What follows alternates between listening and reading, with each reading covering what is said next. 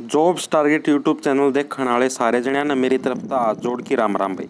तो दोस्तों आज की वीडियो के अंदर आप इस सीटेट के लिए ईवीएस करने जा रहे हैं। ठीक है, ईवीएस के मोस्ट इम्पोर्टेंट क्वेश्चन करवाऊंगा जिससे आपके मैं गारंटी के साथ कह सकता हूँ 99.9%।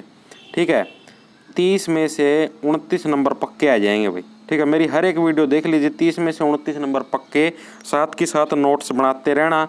ठीक है, सारे के सारे पर्सन वेल डिफाइन करके बताऊंगा आपके मतलब एग्जाम्स सीटेट का ईवीएस क्लियर कराना मेरी जिम्मेदारी, ये समझ लो सही। ठीक है, ईवीएस ना क्लियर होए चैनल बंद कर दूंगा गारंटी था। ध्यान से समझना, वीडियो पसंद आए तो लाइक ज़रूर कर देना, अपने दोस्तों के साथ शेयर भी करना और कमेंट करके बताना वीडियो कैसी लगी। फर्स्ट क्वेश्चन है, किसी नदी के प्रदूषण स्तर की माप की जाती है। मतलब अगर कोई भी नदी है उसका प्रदूषण स्तर नापना है तो आप किस प्रकार से नापेंगे, उसकी क्या टेक्नोलॉजी है, ये प्रश्न पूछा गया है। तो इसका सही आंसर हो जाएगा option number C, BOD. BOD क्या है? बीओडी है बायोकेमिकल ऑक्सीजन डिमांड। ठीक है, बीओडी क्या है?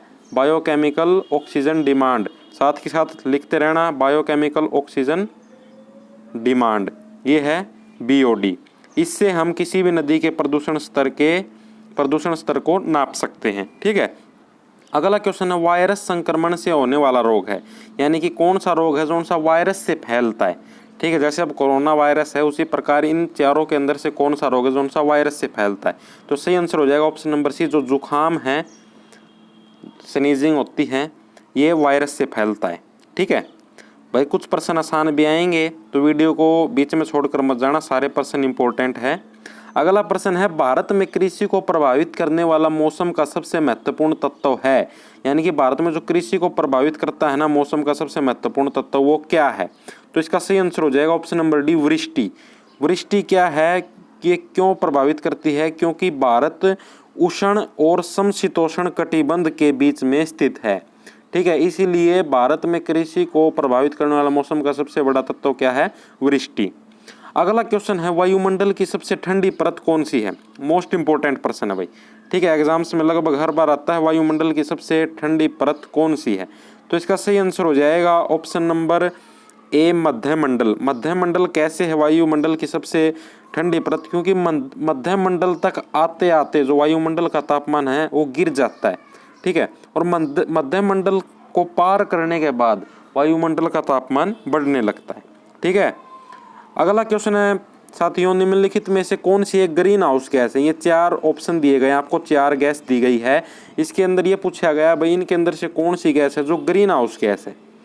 सबसे पहले जान लो ग्रीन हाउस गैस कौन सी होती है। ग्रीन हाउस गैस वो होती है जो सा पृथ्वी का तापमान बढ़ाती हैं। ठीक है, और इसके अंदर सही हो जाएगा option number D, methane gas है, ये ग्रीन हाउस गैस है। और भी ग्रीन हाउस गैस होती हैं, CO2 होती है, कार्बन डाइऑक्साइड, नाइट्रस ऑक्साइड होती है, N2O, और क्लोरोफ्लोरोकार्बन भी होती है। ठीक है स्टूडेंट्स,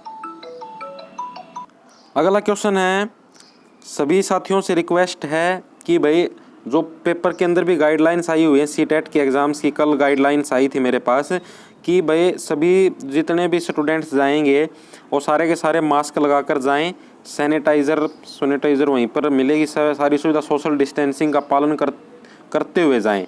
ये कन्फर्म है भाई, 5 जुलाई को पेपर होगा, कभी ये सोचो तैयारी ना करो। ठीक है, अगला क्वेश्चन है, भारत में प्रोजेक्ट टाइगर की शुरुआत कब हुई? जो प्रोजेक्ट टाइगर है इसकी शुरुआत कब हुई, ये प्रश्न पूछा गया है। तो इसका सही आंसर हो जाएगा ऑप्शन नंबर बी, 1973 के अंदर भारत के अंदर प्रोजेक्ट टाइगर की शुरुआत हुई। और मतलब अगर आपसे फिक्स डेट पूछे भाई कैसे हुई, तो वो है 1 अप्रैल 1973। ठीक है भाई, बिल्कुल ये फिक्स पूछ ले भाई कब हुई है, वो क्या है? 1 अप्रैल 1973। और कहाँ पर हुई थी? Jim Corbett national park. ठीक है, ये पूछ ले भाई प्रोजेक्ट टाइगर की शुरुआत भारत में कहाँ पर हुई थी, तो जिम कार्बेट नेशनल पार्क। और ये पूछ ले भाई जिम कार्बेट नेशनल पार्क कहाँ पर है, तो वो कहाँ पर है? उत्तराखंड के अंदर। ठीक है स्टूडेंट्स, एक प्रश्न के अंदर 3-4 प्रश्न करवा दिए मैंने आप लोगों को।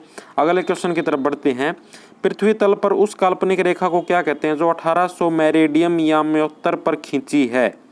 मतलब कि जो पृथ्वी के तल पर उस काल्पनिक रेखा को हम क्या कहेंगे जो 1800 मेरिडियम याम्योत्तर पर खींची है, तो उसको हम क्या बोलते हैं? अंतर्राष्ट्रीय तिथि रेखा। ऑप्शन नंबर 20 का करेक्ट हो जाएगा, अंतर्राष्ट्रीय तिथि रेखा बोलते हैं जो 1800 मेरिडियम याम्योत्तर पर खींची होती है।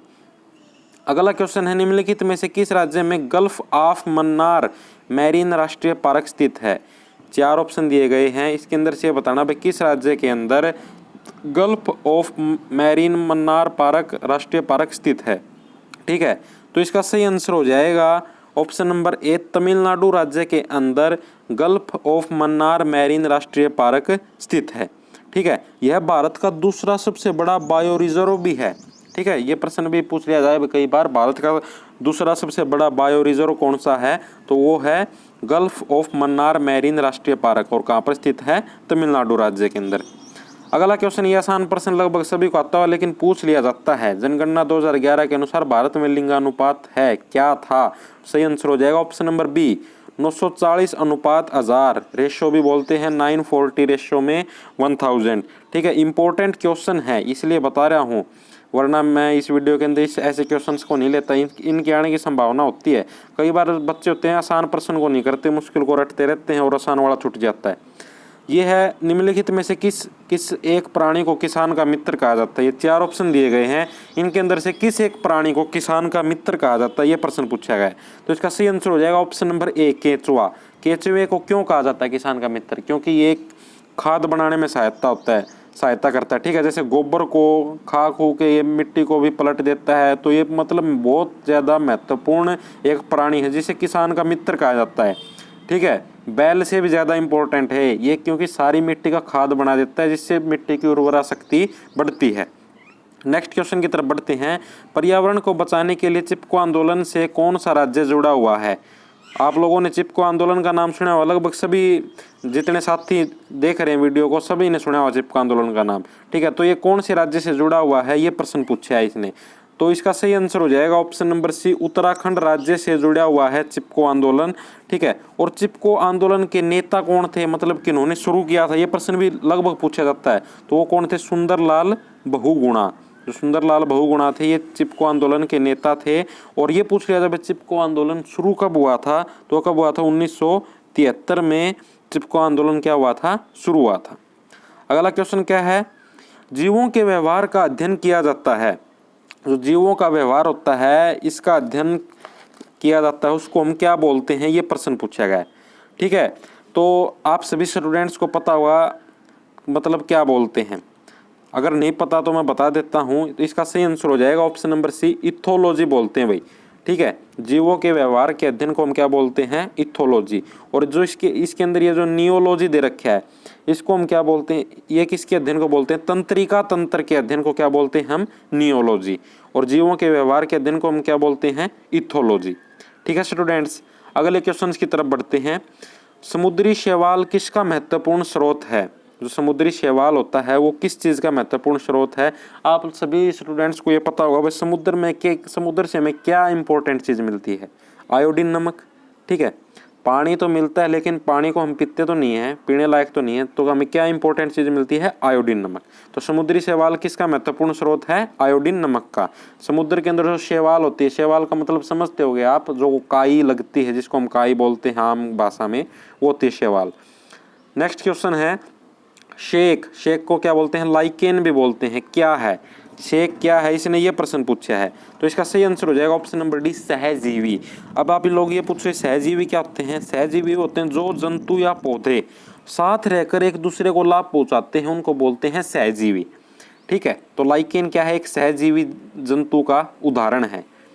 नेक्स्ट क्वेश्चन है, सीएनजी का ईंधन के रूप में किस में इस्तेमाल होता है? जो सीएनजी गैस सुना होगा आपने, इसका ईंधन के रूप में किस चीज़ में इस्तेमाल होता है? तो सही आंसर हो जाएगा ऑप्शन नंबर सी, ए और बी दोनों, यानी कि उद्योगों में भी यूज़ होता है सीएनजी का और वाहनों में भी यूज़ होता है।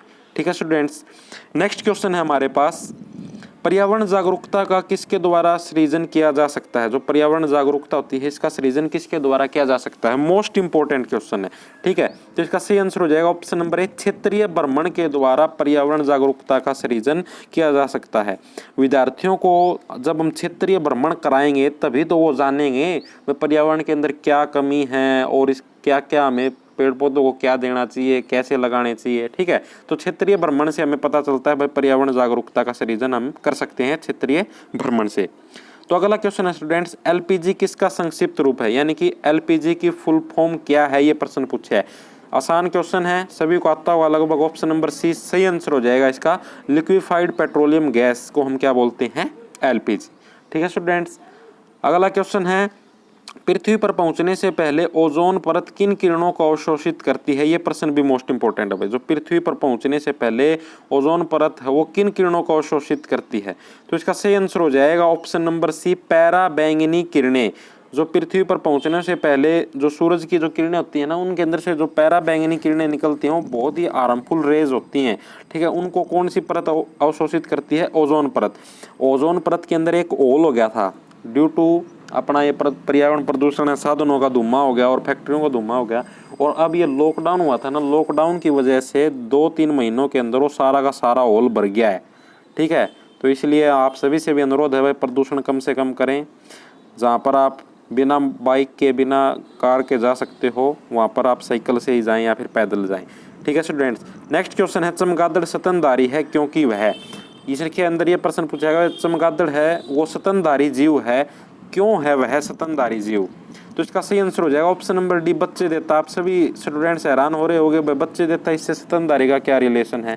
स्तनधारी जीव वो होते हैं जो बच्चे देते हैं और खुद अपने बच्चों को दूध पिलाते हैं। ठीक है, मतलब अपना ही दूध पिलाते हैं खुद अपने बच्चों को। वो कौन से जीव होते हैं? स्तनधारी जीव होते हैं। नेक्स्ट क्वेश्चन है, पर्यावरण की परिभाषा क्या है? पर्यावरण की परिभाषा क्या है, ये प्रश्न पूछा गया है। तो इसका सही आंसर हो जाएगा ऑप्शन नंबर बी, एबायोटिक और बायोटिक घटक होते हैं, उनको क्या बोलते हैं हम? पर्यावरण की ये क्या है? परिभाषा है। नेक्स्ट क्वेश्चन है स्टूडेंट, सारे के सारे क्वेश्चन इंपॉर्टेंट है। निम्नलिखित अंतर्राष्ट्रीय संस्थाओं में कौन सी संस्था वन्य जीव संरक्षण के प्रति समर्पित है? ये 4 संस्थाओं के नाम लिख रखे हैं, इनके अंदर से कौन सी संस्था है जो वन्य जीव संरक्षण के प्रति समर्पित है? तो इसका सही आंसर हो जाएगा option number B, IUCN। IUCN की फुल फॉर्म पूछ ले तो international union for conservation of nature. ठीक है, फुल फॉर्म राइट कर लेना, international union for conservation of nature. ठीक है, नेक्स्ट क्वेश्चन है, कृत्रिम वर्षा के लिए मेघ बीजन के लिए प्रयुक्त रसायन है।